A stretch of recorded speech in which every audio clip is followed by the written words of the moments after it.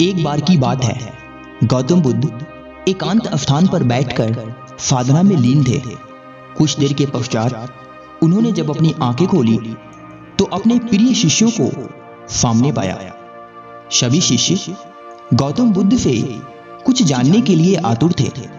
एक शिष्य ने आगे बढ़कर कहा, भंते, हम जानना चाहते हैं कि उपदेशों का वास्तविक मोल क्या होता है।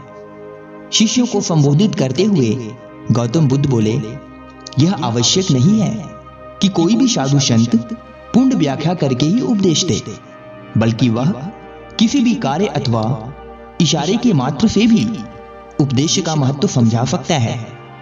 इसी विषय में मैं तुम्हें एक कथा सुनाता हूं, ध्यान से सुनो। किसी नगर में एक सेठ रहता था। उसके पास अपार धन था। उसका व्यापार दूर दूर तक फैला हुआ था। एक दिन एक साधु उसके दरवाजे पर भिक्षा मांगने के लिए आया। सेठ ने उसे भिक्षा दे दी।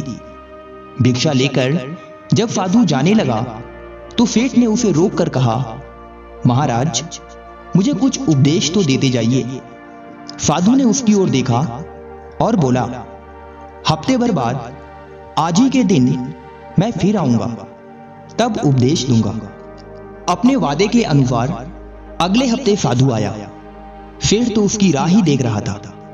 उसने उसे देने के लिए तरह तरह के पकवान तैयार करवा रखे थे। साधु ने उसके आगे अपना कमंडल रख दिया, लेकिन सेठ जैसे ही उसमें कुछ पकवान डालने को हुआ कि उसका हाथ वहीं का वहीं रुक गया। बोला, स्वामी जी, इसमें तो कूड़ा है। तो साधु ने प्रश्न भरी निगाह से उसकी ओर देखा। सेठ ने कहा, इसे साफ कर दीजिए। साधु ने उसे झाड़ पोंछ कर साफ कर दिया। सेठ ने उसमें खाने की चीजें डाल दी। भिक्षा लेकर साधु जाने लगा तो सेठ ने कहा, महाराज, आप तो जा रहे हैं, क्या भूल गए कि आज आपने मुझे उपदेश देने का वचन दिया था।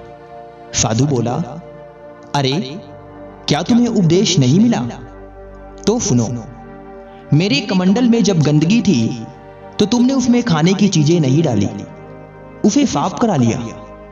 इसी तरह तुम्हारे अंदर काम, क्रोध, लोभ, मोह आदि ना जाने कितनी बुराइयां भरी पड़ी हैं। पहले उन्हें साफ करो, तब कुछ पा सकोगे। तब सेठ को साधु के उपदेश का मूल समझ में आ गया और उसने उसको अपने जीवन में ढालने का प्रयत्न किया।